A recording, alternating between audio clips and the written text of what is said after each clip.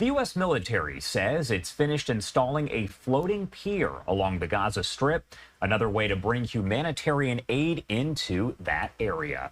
Also want to call your attention right here to a post from Alon Levy. He is a former government spokesperson for Israel. He said that Hamas is again firing rockets toward the Kerem Shalom crossing, which is used to get humanitarian aid into Gaza. He says, quote, "It's impossible to operate a humanitarian aid crossing under constant fire. Hamas must stop trying to engineer a humanitarian crisis in Gaza." Do want to talk more about all of this and the latest developments here, so let's bring in Paul Sal, the CEO and president of the Middle East Institute in Washington, D.C. Thank you so much for taking the time to be here with us today. Thanks for having me.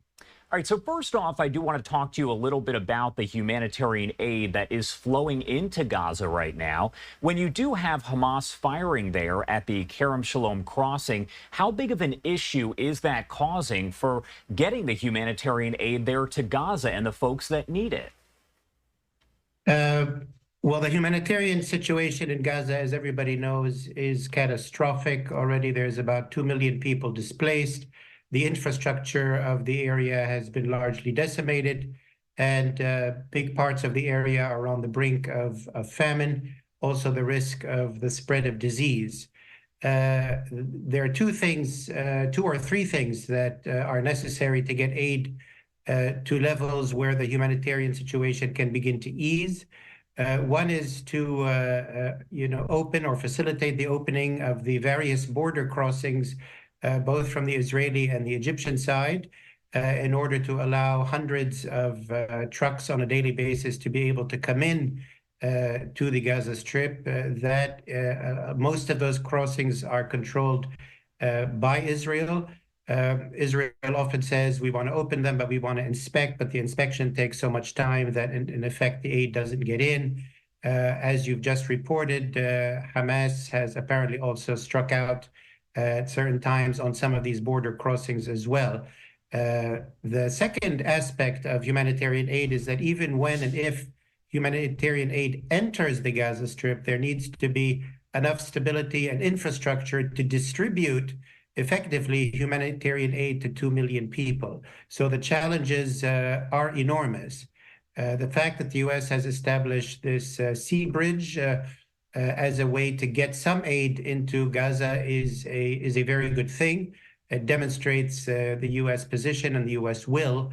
But according to the experts, the amount of aid you can get through this pier is very, very small compared to what the Gaza Strip needs. And one needs to get to a situation where border crossings are open and there's enough stability inside to aid the civilians. But right now, the war between Israel and Hamas continues. It definitely does. Well, I do want to take you to some of the other video that's come in. This is actually from Israel. They did provide this to us. The Israel Defense Forces showing a Hezbollah military structure essentially decimated there by troops. This comes as we are seeing the back and forth going on in northern Israel and Lebanon. Can you explain to me where things kind of stand right now when it does come to the fight that is ongoing between Israel and Hezbollah?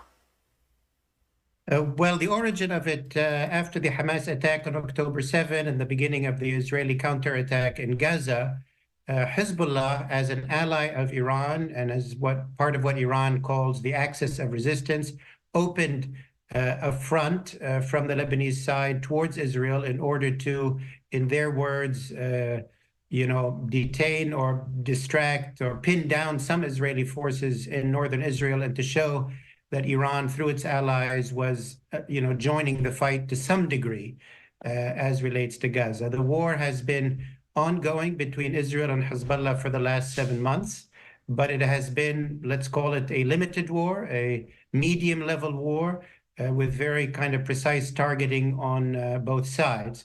It's important to note that more than 100,000 Israeli civilians had to vacate northern Israel, and more than 100,000 Lebanese civilians had to vacate southern Lebanon. The U.S. is actively mediating between Hezbollah and Israel to try to get that front, as it were, to stabilize. But that's unlikely to happen before we get a ceasefire in Gaza. Let's talk a little bit more about the situation there in Gaza as we take a live look at the Israel-Gaza border. Some pretty strong comments by Israel's defense minister Yoav Gallant criticizing Prime Minister Netanyahu over who is going to govern Gaza after the war. I want to get your take here. What stood out to you about Gallant's comments, and why have they caused so much controversy, so much backlash? Well, I think, the war is in its seventh month. I think many people in Israel and leaders are realizing it's entering its final stage. That relates to Rafah. Will there be an operation in Rafah? Will it be limited? Will it be large? But even Prime Minister Netanyahu sort of signals that the Rafah battle will be the last one of this war. This means that Israeli leaders and the Israeli public have to begin thinking about the day after the war. What will Israel's position be? What will its responsibilities be?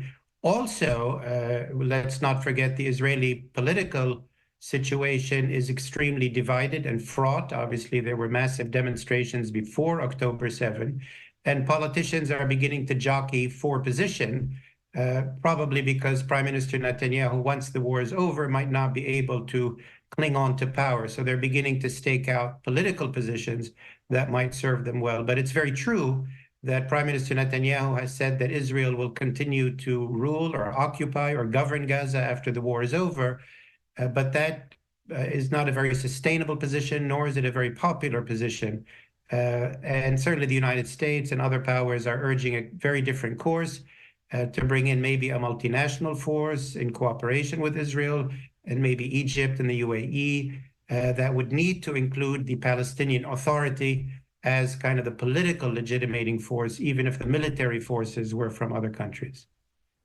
And we heard from Hamas leadership. They said essentially they will not accept anything that prevents them from being involved in ruling Gaza after the war is over. Is that even something that Israel would consider and essentially agree to allow Hamas to be involved in ruling Gaza after the war is over? That's a very good point and a very sticky or difficult one. It is something that is also being discussed very seriously between the Americans and its regional partners, Egypt and others, as well as the Palestinian Authority. A number of ideas have come up. First of all, Hamas, one idea is to include at least the political wing of Hamas into the PLO, which is the Palestinian Liberation Organization, sort of the general body that represents the Palestinians, but then allow the Palestinian Authority, which is a more technocratic body, and just bring in technocrats, in other words, members neither of the Fatah organization, which is the other big party, nor Hamas, bring in a technocratic Palestinian Authority to govern Hamas, but keep parts of Hamas within the Palestinian national movement. It is a very complex issue. Hamas itself has multiple leaderships. It's not unified. It is going to be a very major sticking point, but I think most people agree, even in the region, that Hamas cannot have a direct role in Gaza or in governing Gaza after the war is over. The European Union has essentially said that if Israel does continue with that full-scale Rafah operation, it could put a strain on the relationship between the European Union and Israel. What is that relationship like, and is that an important one to Israel, especially considering the ongoing war? It is an important relationship. It's not as important as the relationship with the U.S. for Israel, no doubt. The U.S. is the main strategic and defense partner. It's also the main political patron, which protects it in the United Nations votes and so on. But the EU is historically, obviously, a big ally and supporter of Israel. The EU is Israel's largest trading partner, accounts for about 10% of Israel's GDP in terms of trade. EU and Israel have a free trade agreement. There's been a lot of opposition that's grown in the last few months in Europe, in civil society groups and other human rights groups, some of them calling to abrogate or suspend the free trade agreement, similarly to protest movements that we've seen in the US. So I would say these warnings from the EU come kind of in support of the US warnings as well. They're kind of in the same vein. I would continue to say it's the US that is the main concern for Israel, but it has to keep the EU in mind, given its deep economic and historic ties.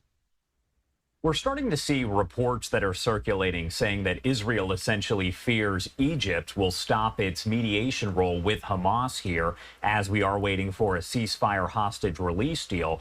Why might that be the case, and what could potentially be the impact of that situation kind of unfolding there? Well, I met with some Egyptian officials yesterday. They are very distraught, very unhappy, very distressed about the situation. Obviously, the 7 months of war in Gaza have taken a toll on Egypt itself in terms of its economy, loss of tourism, loss of trade. They're already in the biggest economic crisis they've had in a long time. They fear that the Israeli right wing's plan is effectively to try to evict those 2 million Palestinians and throw them into the Egyptian Sinai desert and have them be Egypt's responsibility, which Egypt is very much opposed to and very much concerned about. Also, recently, Israel, in effect, in violation of the Israeli-Egyptian peace treaty, took over the Philadelphia crossing without coordination, without kind of permission from Egypt. That has also aggravated the situation. I think the Egyptian position is they want Israel to, like the US position, to look for an end to this war, to look for a permanent ceasefire, and in order to reduce the risk on Egypt and I would say the region itself. So I think Egypt and the US are on the same page, but I don't have any indication that Egypt is suspending its mediation role with Hamas. Right. Paul Salem there. Thank you so much for taking the time to join us and break down the latest developments there. Anything else you want to add about any of this before I let you go? I would say certainly that this ongoing war is proven to be a national security threat and priority to the United States. It has continued to impede shipping in the Red Sea. It led to a direct confrontation between Iran and Israel, which, if it were to escalate, would disrupt energy markets, would greatly impact the US economy, the global economy. It has also spurred Iran possibly to think more seriously about going towards a nuclear weapon. So this is not just a local war with drastic humanitarian situations, but something that affects the region and the global economy, and something that affects US national security interests. So I think this administration is taking it seriously. And I think any administration looking for US interests has to take this very, very seriously. All right. Paul Salem there, CEO and president at the Middle East Institute over in D.C. Thank you so much for taking the time to be here with us today. We appreciate it. Thanks a lot. Have a good day. You too.